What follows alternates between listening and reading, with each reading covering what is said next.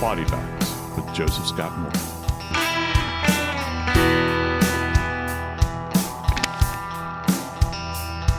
What do you do if you have a stain you've got to get rid of? Well, what's your first step? I've always thought that it was probably, hydrogen peroxide. That's worked for me in the past, particularly when it comes to blood, in the fresh sense, to try to get rid of it. Now, I'm not saying it's still not there deep inside the fibers, but you can kind of make it disappear.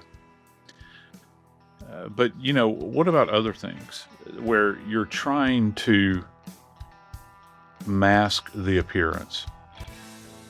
Today on Body Bags, we've got a case that we're going to explore a bit that involves a gentleman that went to great lengths to try to, we can only assume, get rid of bloodstains, but also in a chemical sense, tried to get rid of potential tissue?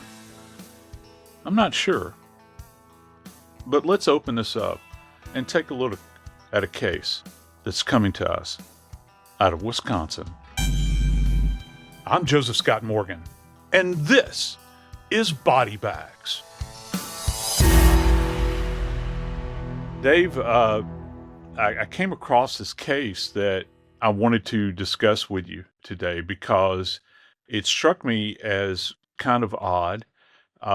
It also, to say the very least, but it also involved a skeletal structure that you and I have recently talked about in getting bodies identified from the perspective of some of the elements that Othram Labs use in order to get bodies identified relative to DNA, and those elements being pulled together, and the bizarre nature in which a woman vanished, and the time and the investigation that has led to now an ongoing trial was all kind of fascinating. It seemed like a long and circuitous kind of route that the state has had to take in order to get to this moment.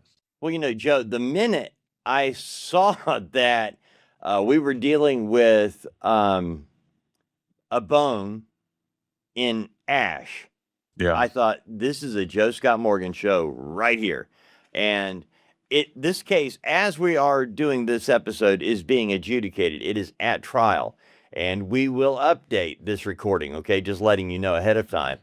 If such information becomes, if there is a conviction. Here's what we have, friends. June 11th, 2024. We have Crystal and Zachariah Rasch. They have 4 children. They've been married for a number of years, but friends, they are currently going through a divorce and they are not living together. Crystal has moved out and she is trying to establish her own life, her own circumstances. She's just trying to take control of her own life. And, that's, as most of us know, having covered these things for many years, that is the worst time for a woman in a relationship tends to be, or when she's at most risk with her spouse, is when they're pregnant and in a separation. So here's where we have Crystal and Zachariah Rasch. They spend June 11th together. They go to lunch. They go to a Goodwill store. As things will have it today, friends, if you go out in public, there's probably going to be surveillance footage of you. And there is surveillance footage of Crystal and her soon-to-be ex-husband, Zachariah, as they are together June 11th, 2024. The problem is Crystal Rasch is never seen alive again after June 11th. And, when you're an adult and you have your own family and your own things, you don't necessarily have contact with family members every day, but oftentimes you have every couple of days. And such is the case with Crystal.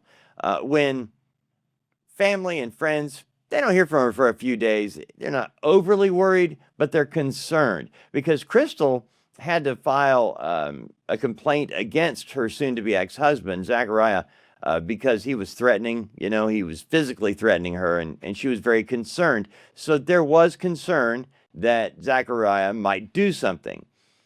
After a number of days, family and friends become more and more concerned. And on June 23rd, her stepmother goes to her home looking for Crystal. Can't get her on the phone. Goes to the house. Her car, Crystal's car, is at the home, Joe. Her vehicle is at her home. Crystal's nowhere to be found. So without really waiting, stepmom calls police or sheriff's department and says, "We need to file a missing persons," and thus begins the investigation into the disappearance of Crystal Rash, June 23rd, 2024. So, Joe, as you have seen many of these stories play out, when investigators show up on the scene, they start with a visual. I mean, you're talking to family and friends and all that and getting statements and what have you about where was, so they can build a timeline. But when they get to the property, and this is still jointly owned property or rental property that is attributed to both Crystal and Zachariah, police arrive to look around. And the first thing they see, Joe, Zachariah Rash is standing near a burn pile. Burn pile. Yeah. We have a missing person. We have an active burn pile. Joseph Scott Morgan, what does that tell you? Well, first off, this place is there in Kleiman, Wisconsin, and it's it's not like they're in a big metropolitan area. This is a rural area. My family comes from I descend from a long line of burn pile people. It would be out in the backyard. Burn pile people. Burn pile people. I proudly wear that moniker. As a matter of fact, my grandmother, as a lot of people in rural America, you have the 50-gallon oil drums, and that's where the garbage went. The garbage went in the 50-gallon oil drum in the back. It's generally set up on a bunch of bricks, and put a little lighter fluid in there, strike a match, and walk away, and everything just gets consumed in there. I got to share something really quick, Joe. Just real quick. Yeah. I live in this neighborhood, right? Been here for 25 years. And when I actually had a friend of ours, a young man who grew up in my youth group, at church, hung out with my kids and all that. Now he's an adult, has a wife, has kids, and he buys the house at the end of the street on the corner. And all of a sudden, within a couple of weeks, we start smelling. Yeah. And it is the smell of burn pile, which is a unique smell because people use the burn pile to get rid of trash. They'll throw in a milk can. They will throw in things there that you wouldn't normally want to burn. Yeah, I mean, I can remember, Grandma going in and cleaning out as she called it, she would never say it was always the refrigerator. Oh, refrigerator. The fridge. And there'd be any number of things that would go in there. And so, I've been out on many cases involving fire, and it's amazing when you go through a burn pit, as well as house fire. That's obvious. Right. What you will find contained within there. And I'm talking about things like springs, nuts, bolts, anything that is resistant to intense heat, and doesn't completely break down, where just the molecular structure of it is bound so tightly together that the whole thing doesn't just collapse.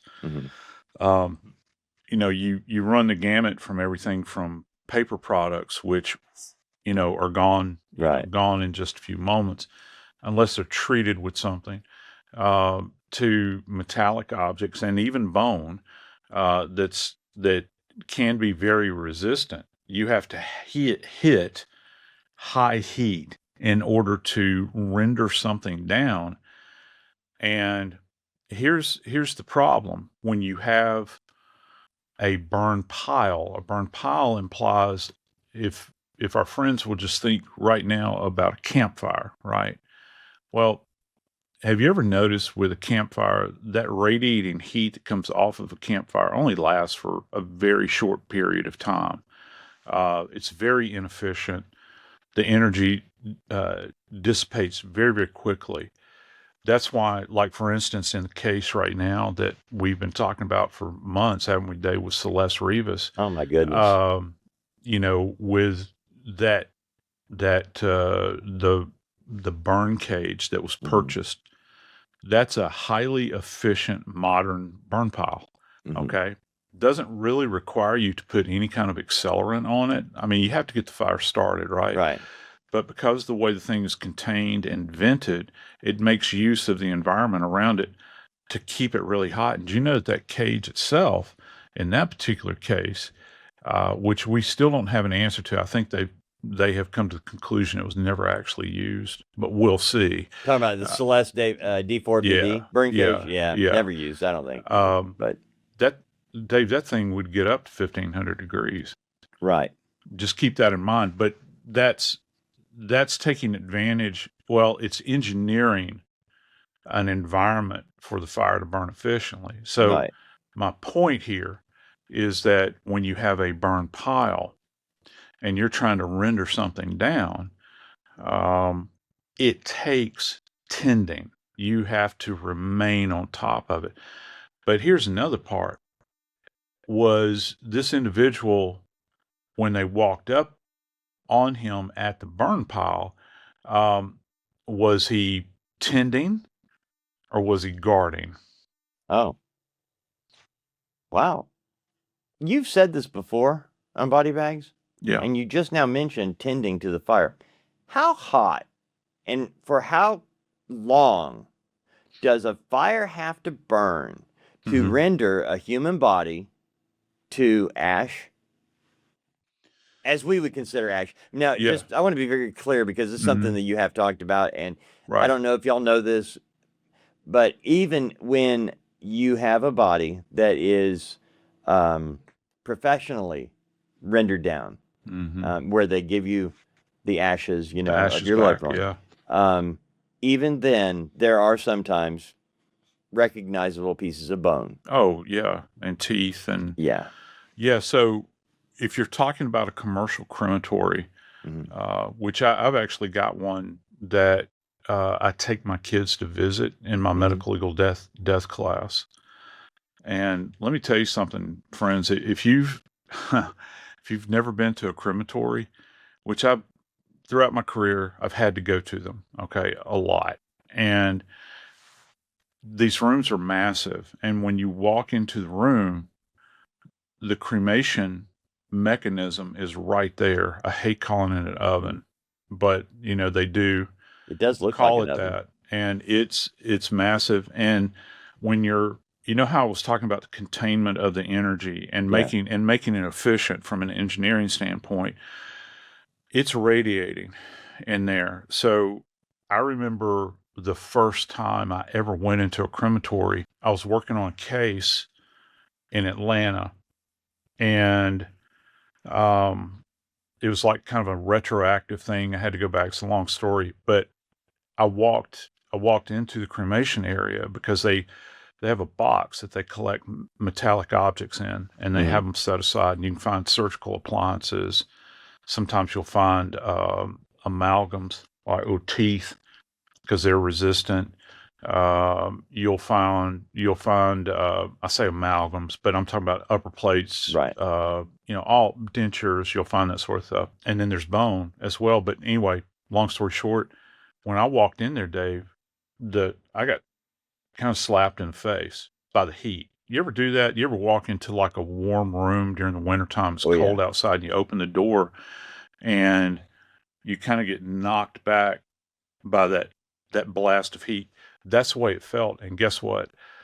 I asked the gentleman that was the operator there. I said, "Do you have one currently in there?" He says, "No." He says, "We stopped our last one 3 hours ago." Holy moly. I know. And so, Wow.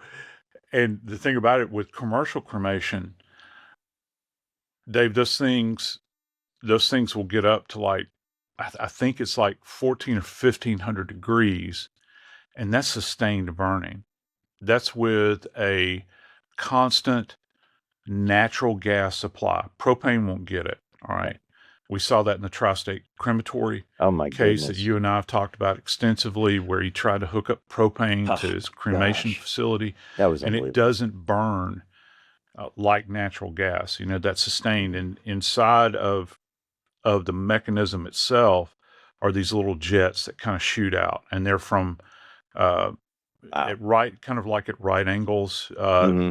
along the right side, left side, and the bottom, and they're burning like this, and those flames are shooting down. So back to our gentleman in Klamath, Wisconsin.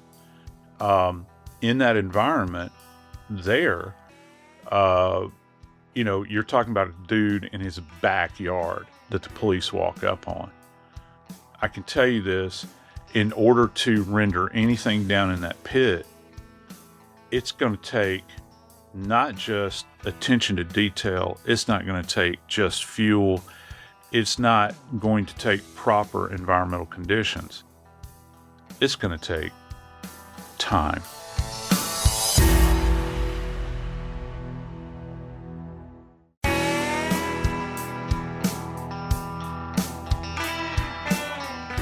Brother Dave, I know the investigators, the police walked up on this guy, but I got to say something real quick. And you made an interesting observation. It kind of triggered something on my mind a few minutes ago. When an investigator walks up onto a scene and they're speaking to somebody, it doesn't have to necessarily be a suspect. Okay. It can be a witness. All right. When you are talking to them, when you are talking to them, you're also having to observe the environment around them. Isn't that something? And for a really good investigator is not asking you don't take a shotgun approach with questions. It's more of a rifle sniper perspective. All right. If you want to compare the two, you need to be very specific and think about your questions and then shut your mouth. And you always have to have your head on the swivel, particularly if you're outside, and particularly if you're walking up talking to a guy at a burn pit, man. Buddy. Especially somebody that you can be somewhat familiar with based on other interactions previously, which, the family of Crystal Rash and her husband Zachariah and their 4 children had involvement with the law. There had been interactions with, the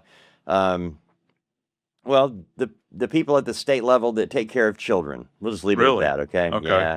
Yeah. Okay, just to be very crystal clear here, and I think it's important that we do this because you have to understand the whole dynamic of what investigators were walking into. We have a married couple that is going through a divorce, already a tough time. They are technically separated. Crystal has her own residence. The couple has 4 children. Those 4 children are not living with their parents. The children were removed from the home 5 years earlier. All 4 children removed from the home 5 years before this event takes place in June of 2024, okay? Hang on. I got to tell you, first off, we don't really have an indication as to why. I hate the why question, or Yeah. what. Right. What was the reasoning for taking them out of the home? Unsafe But I've got environment. unsafe environment. I got to tell you, that's the underpinning of any of these things. And unsafe can be defined in any number of ways, right? Right. I mean, it runs a spectrum from violence to Mhm. drug abuse to unsavory characters that are Right. coming around, inappropriate behavior. So you've got this huge spectrum. But what it comes down to is unsafe environment. Right. And I'm kind of fascinated by the idea that the unsafe environment, that can extend beyond just kids that have been removed. It's still unsafe, Right. relative to the individual still in the house together. I think you're dead on. And I think it's important to point that out from the standpoint of what police and the investigators are going to be looking at, because it's not just a missing persons case. There's a lot going on here. And as we remember the dates. Yeah. The last time Crystal is seen alive is June 11th with her soon-to-be ex-husband, Zachariah. June 11th. They are seen at multiple places that day. After June 11th, there is no more contact from or with Crystal Rash, with her friends, with family, with nothing. It is 12 days later that her stepmother reports her missing, and police hop on it right away. Now, in the initial stages of the investigation, where they're trying to find out if we truly have a missing person or worse, investigators talk to a friend early on who says, look, I've tried reaching out to Crystal and Yeah. I'm getting messages. And most of these messages, by the way, were Facebook Messenger messages, but text messages. There were replies to some of these messages that were sent by the friend. But the friend tells investigators right off the bat, hey, there was something suspicious about these messages. And as the friend says, I was trying to verify that my friend was safe, that she was okay, because there had been problems with Crystal and with Zachariah. In her contacts, her communication via text, she said, let's talk on the phone. Let's do a FaceTime. Let me see you. Let me talk to you. And that's when communication ended. No, not going to do that. So even though there were text messages, Joe, there was no verified communication from Crystal that was not suspicious. Isn't it fascinating now, the world that we live in? So many people text. You've got kids, I've got kids. Our kids, they prefer if you call them, it's like phone You're call. so old. You're so old, Dad. Come on. They want that text, man. But isn't it interesting, the world that we live in now, that as humans, we've been able to pick up on the tone. Mm-hmm. Is that an appropriate term? I don't know, an accurate term. The nuances. The tone. No, the nuances. You're right. The nuance of a written message from somebody. Mm-hmm. And I guess people used to do this with handwritten letters too. Right. Gee, this doesn't seem like Jane's, response, or whatever the case. But, with a text message, I guess, some of us are playful when we write. Right. You and I go back at one another on text messages, and generally it opens up with I regret so joke. many of those. I think, oh my gosh, We need to have a little book, toilet reader. That's what we need. We need a toilet book, with all of our comments to one another. But so you think about that this friend was able to pick up on the verbiage that was being used, but it's in a written form, and she's like, this doesn't feel right. And it, to the point where it flipped a switch in her, said, no, I want to see you face to face. And that's where telling police that got police going, we got more going on. But here's what happened, Joe. Immediately, by the way, Crystal had 2 cell phones. So you've got 2 opportunities to ping her. We use these phones for everything, to know where she was, when she was, and when it was being used. And that's where their investigators were able to look at that and really start finding some things out. But let me show you something, Joe. Again, remember, the investigation began June 23rd, 12 days after she's last seen. And very quickly, investigators start looking at what was the digital information. You got a digital footprint, friends. They're going to find it. Police start looking at communication. They start looking at searches, internet search history, and purchases. And by the way, 5 days into the investigation, Joseph Scott Morgan, 5 days after Crystal is reported missing on June 28th, police arrest Zachariah Rasch for financial crimes. Financial crimes involving his soon-to-be ex-wife, bank account, and debit cards. Here's what they found, Joe. They found that Zachariah used his wife's debit card to make purchases, and as we mentioned earlier, everything's on surveillance. They got video, so they can find out that these purchases were made with Crystal's card, using Crystal's money, her bank account, and she's nowhere to be found. It is Zachariah. But what he bought, Joseph Scott Morgan, what does this tell you? He bought Zachariah bought carpet cleaner, stain remover, chemical resistant gloves, and a huge supply of drain cleaner. We're talking, explosive plumber stuff. Yeah. Drain cleaner. Yeah. Now, Joe, he Yeah. bought a bunch. We're not talking we're talking a couple $100 worth of cleaning supplies bought by Zachariah using Crystal's money.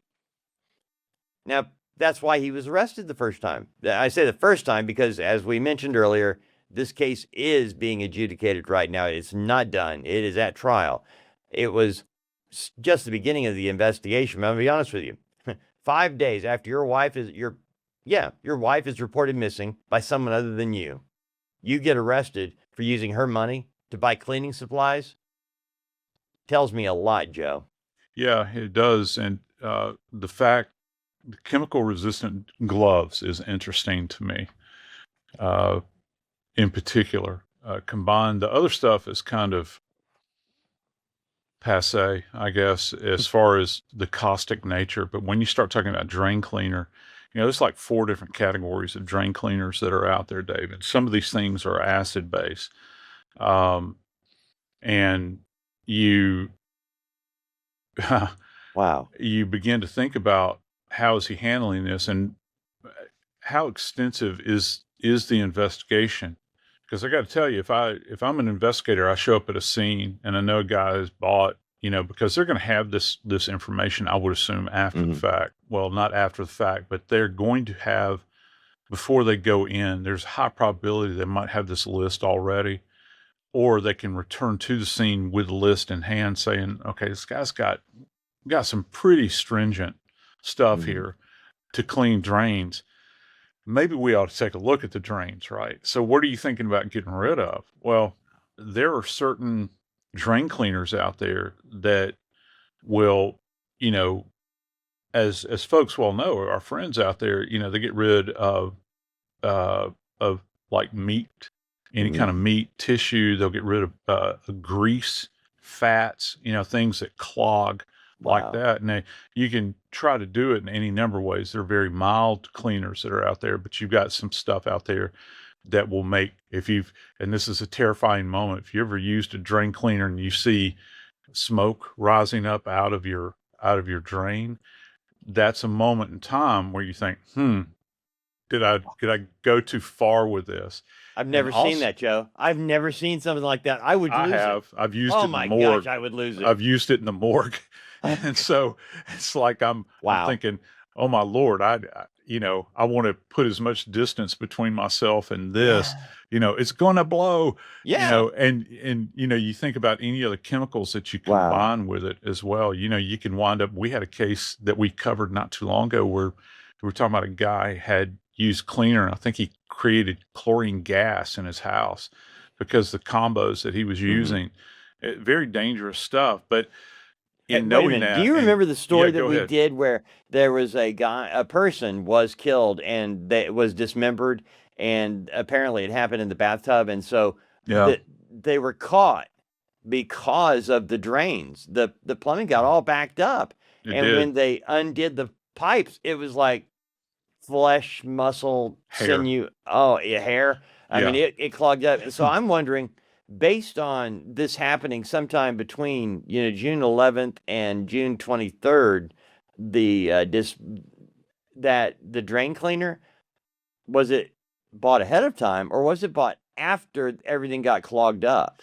Yeah, or and again, to this point, we don't know that everything did get clogged up because you've got an individual here that is, I would think, is kind of scattered in their approach to this. This is not something, on the surface of it, you might say, well, this is very well planned. But another view of this is that you're trying to throw everything that you possibly can at it. And what the police actually found, and what was very fascinating, particularly when it comes to trying to eradicate any kind of biological remnant or evidence that might be there, it all cued in with a search on the internet entitled, "Can you get blood out with cold water?"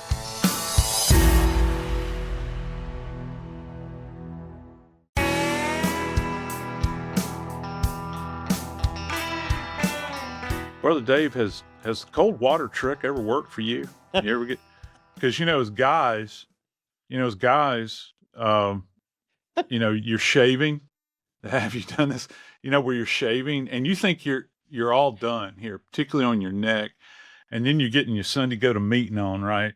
Like, And you take your shirt, you button it up, and the next thing you know, have you done this before? And you look in the mirror and you're like, oh gosh, and you had clipped yourself on your neck and you got blood on there and you're trying everything. It's like your last clean shirt or the shirt that had just gone to the cleaners. That's what the one that I say, put the white one. I want the one with the heavy starch, man. I want to be able to stand because I want to look snappy, when I show up. And that's when I'm always inevitably going to get blood on my collar. And yeah, I've tried the cold water trick, Dave. I find it interesting that in this case, this guy, am I correct? This guy actually said, can I get blood? Yeah. Can we get blood out of something with cold water? Is that accurate? Yeah, Joe, the searches, it's really interesting that, and I'm glad you brought this up, that he did search, can you get blood out with cold water? Because you would just think in this day and age that people would understand that your footprint online is there. It's breadcrumbs, man. They're going to recover this. Everything you search, you realize, I don't know if you guys know this or not, but if you really want to research, you could, if you're investigating me, look at the computers I'm using and go in and find keystrokes day in day what I touched, and that includes delete. Okay, so I'm typing away and I'm researching or whatever, and I delete everything. The keystrokes are all there. It might take time, but you can put it together. Okay. Oh, for the days of World Book and Funk and Wagnall's encyclopedias, right? You know what? Okay. Those of us who had Funk and Wagnall, that's the separation between the haves and the have-nots. Because if you got the Funk and Wagnall, that was your mom using a little bit of her grocery money every week to buy one at the grocery store to get your whole set. That's how we got them. My granny got hers at Safeway for me, so I had. We got it from Safeway too. Oh my gosh, that's funny. Yeah, I know, right? Yeah. I swear, Joe and I grew up in the same house. I think it's only several thousand miles apart. Right. But, anyway, back to this one, because we really got to get down to the bones here, Joe. We have the investigators are able to track back all of the searches that were made, including can you get blood out with cold water? Yeah. We have evidence in a Mitsubishi Eclipse. We have statements, but I'd like to add this, statements made by Zachariah Rasch at the very beginning of the investigation that he contradicted later, which means lied. And then Zachariah admitted to police he lied. Okay. So as this investigation unfolds, you have the suspect who is arrested 5 days into the search for financial crimes against the victim.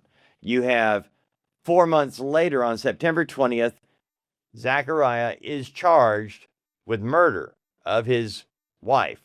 And that charge came after what was found in the burn pit. We can skip all of the investigation, by the way, that was right there. This is a very circumstantial case. But I'm going to be honest with you. If you use your brain and you can target where the purchases were made and where the searches were done, and you put 2 and 2 together and you find bone, skull, parts of skull, and more in a burn pit on your property, where when investigators show up searching for your wife, they find you around said burn pit, you got problems as a defendant. And in this case, it might have taken a couple of months, Joe, but they were able to identify what they found. Can you tell me, how does this start at the burn pit when investigators get there and they got to figure out what was burned? Yeah, that's the tough part, isn't it? Anytime you're around, and we've discussed this on body bags before, anytime you're around an incinerated area like this, where you've got extensive burning, you've got debris, Dave, I got to tell you, everything looks the same. Okay. You know what this requires us to do as investigators? You better get your knee pads out. You better get your gloves on, because you're going to be crawling. You're going to be crawling. You're going to be on your knees. It's backbreaking work, because it's backbreaking work, not in the sense that you're lifting tons and tons of rocks. It's not like you're building the pyramids here. Mm-hmm. However, it's intense because you're in this position over this burn pit and you're collecting little bits and setting them aside, okay, in little piles, and then you're having to sift through them, generally with a forensic anthropologist. Now, interestingly enough, in the media up in Wisconsin, they're referring to this case as the tooth in the ash case, which is fascinating. They did find a tooth, and teeth are very resilient when it comes to heat. Um, they can maintain. But here's another little thing that they determined. They actually found uh, one of the victim's teeth, Crystal's teeth. And as a result of work that had been done on that tooth in life, she Mm-hmm. had gone for some kind of dental treatment. They were able to say, this is Crystal. And then they confirmed it by virtue of the fact that they found the part of the Petrus pyramid, which in cases involving Othram, I've just taken one or two out of a body in a case we worked with Othram. Um, the Petrus pyramid actually sits above the inner ear canal. It's very robust, and this was extracted DNA confirmation through the Petrus pyramid. It confirmed that it was in fact crystal. I'm interested into, well, it might not have been a molar that they found. Molars are generally the best to do DNA harvestation out of, but they might have just found a restoration on a tooth. It could have been any tooth to confirm that it was her, and then further confirmatory to use DNA. It took a long time, Dave, to render her down in an open pit like this. Another fascinating portion to this, and this is kind of where I'm at with this case. One of the internet searches, and correct me if I'm wrong about this, he had stated, does someone die instantly? Is that Yeah, correct? From a it gunshot is. wound to the head. Is that Right. what was contained in there? It was, and I think in that search, Joe, it was about the immediacy of death after a shot to the head, and it was, human or in an animal. I think was how it was phrased. It was not, "Hey, if I shoot my wife in the head, will she die immediately?" It wasn't that bold, but it was that very direct, and that leads you to everything that transpires after the fact. Now, the one thing I should have been clear at this at the beginning, Joe. We've mentioned this is at trial right now. The prosecution claims that Zachariah murdered his wife and that he held her body, before burning it. And Yeah. we don't know. That's something that I'm sure will come out later. But the defense, Zachariah Rash's defense team says he didn't kill her. She killed herself. And Right. then he panicked He panicked. and wanted to get rid of the body. And that's how she ended up on the burn pit. But, Joe, based on the investigation and the evidence that was turned up, circumstantial though it may be, I was looking at the amount of drain cleaner, that was bought, the stain remover, the search about, using cold water to get blood stains out. And I was thinking, if you were going to attempt to render a body down in a burn pit, and you might be concerned, hey, if somebody shows up and they see a body in various stages of burning, that would be a pretty obvious problem. But based on those searches, I'm thinking that after Crystal was murdered, she may have been dismembered in a bathtub. Yeah, she could have been. And also, we have to think, if this is an acid-based drain cleaner, Mm-hmm. the purpose of that drain cleaner, yeah, it could be to unclog the drain, but isn't it kind of fascinating to scientifically consider the possibility that if she had been rendered in any way, if you apply an acid base to human remains, it begins to render down further. So you're dissolving. You can dissolve soft tissue with it. But I one thing that I'm interested in, I think, is the idea that they went to the Petrus pyramid. They found it. and that's the way they're saying this. Why this is important is the fact that the Petrus pyramid, as I stated, is within the skull. Okay, so here's the question: was her skull fragmented before it went into the pit? And that might be indicative of being shot. The head, particularly if it's a press contact gunshot wound, where the weapon is placed very tightly, you can get this fragmenting that takes place because of the gas expansion, all this sort of stuff. And then you'll still have tissue holding everything on, but as the fire begins to burn, that dissipates and the skull further fragments. Now, this is going to require, I talked about tending. This is going to require him to have sat, allegedly, by a fire and constantly stoked the fire and adding fuel to it in order to render down every element. How far down were her remains rendered? There was an indication also that there may have been other attempts at burn pits. The scene is so scattered. The reason I'm saying the scene seems so scattered and disoriented because they found blood in his car, Dave. And that blood, you're thinking, well, if this is done on property that you have or adjacent to your house, what's the purpose of having a vehicle unless you went somewhere else with the subject in the car, killed them in the car, and then brought them back to your home to render them down? There's so many moving parts with this case, Dave. I'm glad you brought that up because that has been something I was wondering, why do we have blood in the car in the Mitsubishi Eclipse? Why do we have... And that is his car, correct? It's like it is 2023 or something. 2023. Yeah, it's registered to him. And there are a lot of issues about this case, but when you get right back down to it, Joe, being able to identify from the tooth Crystal Rash's DNA, and matching it, being able to identify. That's why the arrest came 5 days after the disappearance, the arrest of Zachariah on the financial charges. But it took months to get the results back on the DNA. And once they got that, they'd had plenty of time they being investigators, to put a case together. And that's when the arrest was made. Now, remember, Zachariah admits to trying to render her body down. So, it's all coming back to how or who killed her. Did she kill herself or did he do it? And just having a search about how long did it take for somebody to die when they're shot in the head, that's, he could say, I was researching a novel I was going to write. Absolutely. There are any number of reasons. And I look, from an investigative standpoint, it's gold, all right?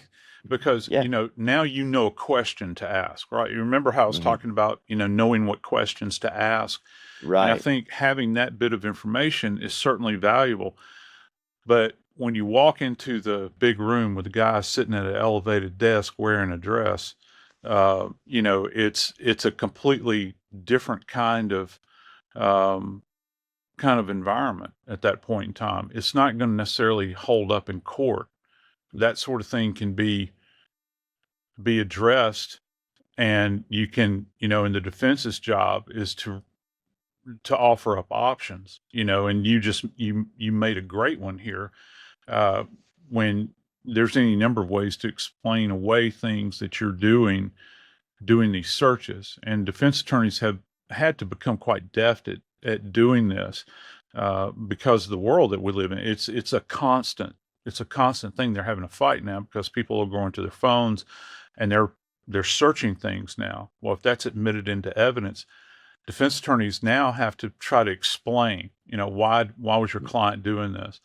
Not explain, but at least offer it up, because defense is under no obligation to explain anything to the degree that the prosecution is. They just offer things to create reasonable doubt, right? And so, just because you have that, I think that this case could potentially be it's not a slam dunk. Okay. You do that, particularly given his his comments about, yes, in the affirmative, I rendered her down, but I panicked. Now, I have, trying to think right now, out of all the cases I've had, yeah, I've never had a case where somebody had a family member that ended their life and they panicked and they rendered down the body. That in my little slice of the world, and granted, my tiny little slice, that I worked as a medical legal death investigator, I never had that happen. Doesn't mean it hasn't happened. I'm just saying in my world, it's never happened. Is it plausible that that could happen? I suppose it is. The defense is certainly going to lean into that, I think. And they also, Dave, it took not a long time because it's 2026 now, but in 2024 when this happened, the accused had to go through several of these psychological gates, right? Because they talked about that he had mental health problems. Right. He had been ruled at one point in time incompetent to stand trial. Right. And I guess through, whatever his therapy or whatever it is they were doing with this guy, they got him back to a point of mental health where they now say he's competent to stand trial. I'll be interested to see how that plays into this case, Dave. And it is a trial. So this all began in June 11th, 2024. That's when Crystal was last seen alive, reported missing June 23rd, 2024. And here we are, 22 years later, and it's at trial now. And we'll just wait and see, and we will follow the case, and we will update this podcast to let you know when the trial comes to a conclusion and what is decided. Again, it's a circumstantial case, but you can explain a lot of things away. You certainly can. I like covering cases like this, Brother Dave, because lots of times in investigations, things, as we know, are not crystal clear, right? Mm-hmm. They're not. And we hope that there will be an outcome that is reasonable here. But there are so many questions that can be raised in this case. And sometimes things are not as exacting as we would like for them to be. But we'll keep you abreast. We'll let you know how things develop. I'm Joseph Scott Morgan, and this is Body Bag.